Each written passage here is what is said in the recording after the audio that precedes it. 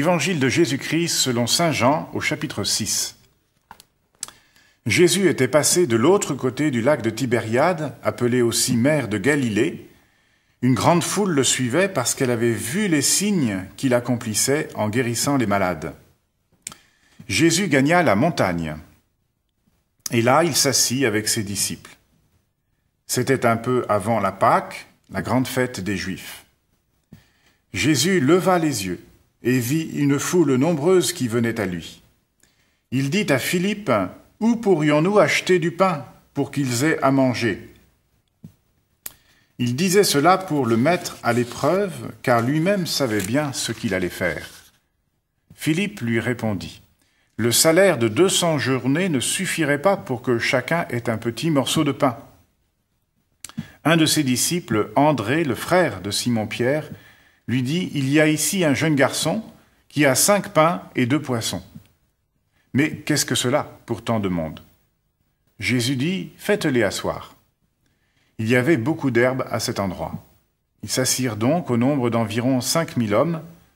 Alors Jésus prit les pains et après avoir rendu grâce, les leur distribua.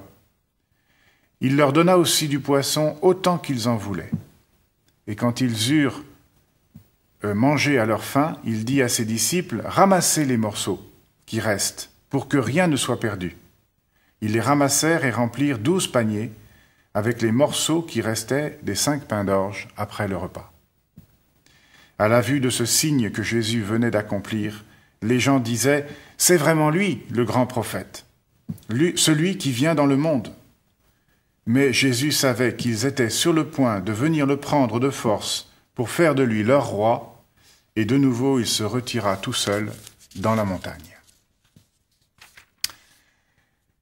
Avec la fin de cette semaine, nous avons quitté Nicodème et nous entrons dans le superbe chapitre 6 de saint Jean qui est la catéchèse du pain de vie.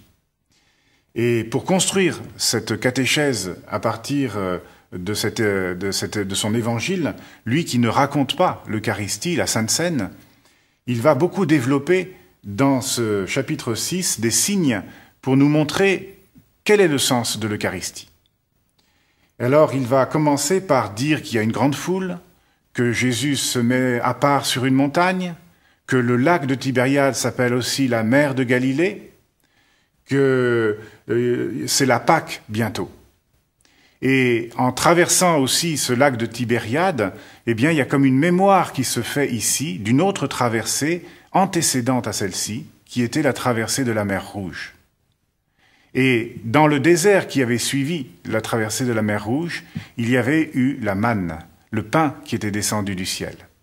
Et là, Jésus ne fait pas descendre le pain du ciel parce qu'il a quelque chose à annoncer qui est bien plus grand et bien plus important. Pour cela, il a besoin de l'esprit de l'enfance, qui est en nous, comme en André, comme en Philippe. Et c'est André qui va trouver. Il y a là un petit garçon, 5 pains, 5 pains d'orge et 2 poissons, 3 fois rien. Eh bien, tant pis, faites asseoir les gens, on va leur donner à manger. Et avec ces 3 fois rien qu'un enfant donne à Jésus, Jésus multiplie les pains pour tout le monde. Si les hommes, les disciples, si nous n'apportons pas 3 fois rien, Jésus ne peut pas faire l'Eucharistie pour nos vies, dans nos vies.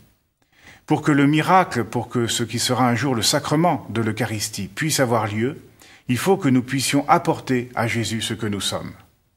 Parce que dans tous les paniers, dans tout ce qui revient de ce puissant miracle, qui ne sera compris bien sûr qu'après la résurrection de Jésus comme le miracle du pain, le miracle de l'Eucharistie.